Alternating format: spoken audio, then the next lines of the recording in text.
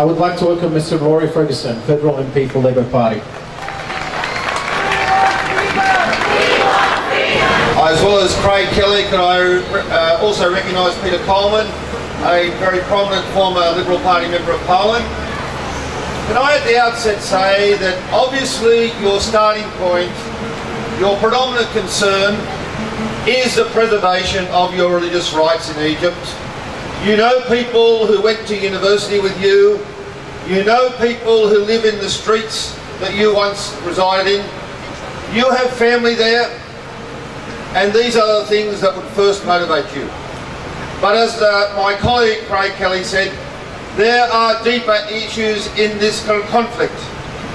In the last week we saw 4 Shia religious people dragged from a religious event, murdered by a mob, their bodies dragged through the streets.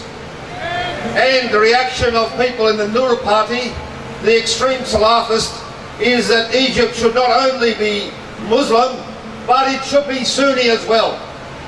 That is the kind of attitude that is permeating Salafist extremism in Egypt at the moment. And we know that that particular murder, which followed the murders of Coptic people earlier, was not by itself. It was not in a vacuum. It just suddenly didn't appear from nowhere. It was preceded by religious hate from elements in the Noor Party and also people in the government party as well. We also appreciate that, as with previous events against the Copts, the police stayed aside, did nothing, did not support those victims. This is a very strong reality of what is occurring in the country at the moment. And there is a broad range of issues here. We see the government intimidating internal non-government organisations, making sure they do not receive religious support, financial support.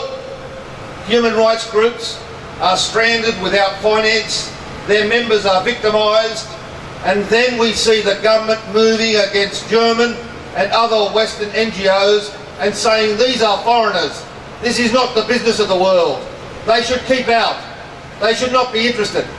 And of course that is a pattern of oppressive regimes around the world. We've seen Putin do it in Russia, restrict human rights groups in his own country and then make sure they're not financed. And I saw it on TV this morning, the Sri Lankan High Commissioner on TV saying Westerners should not interfere in human rights issues in Sri Lanka. So once again, we have broader issues here. We also have the way in which blasphemy laws are being used. People have conversations with people. 5 minutes later, they're dragged to the courts and put in jail for a year and have massive fines put upon them as a way of crushing dissent in Egypt. So what we have is a broad attack by this government on human rights, a broad attempt to make sure the West does not react, to make sure that we are not critical, to make sure that they continue on this road. And obviously your activity here will be paralleled in many other Western countries. There will be demonstrations like this throughout the United States and Canada and France and Western Europe. This is absolutely critical that we attack this government's suppression, not only of religious rights, as I say, but of broad human rights. An attempt to ensure that the regime cannot be attacked, that democracy is slowly destroyed, that opposition cannot organise, that people cannot hold meetings, and all of this will be mounted around a religious sloganising.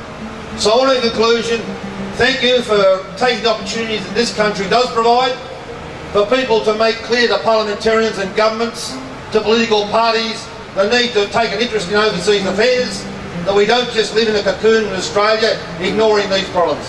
I congratulate you on your efforts. I certainly totally associate myself with your condemnation of the regime.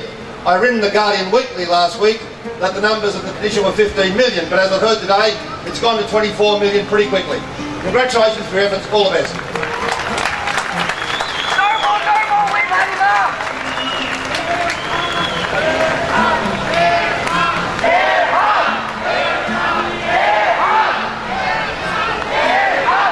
Thank you so much, Mr. Ferguson.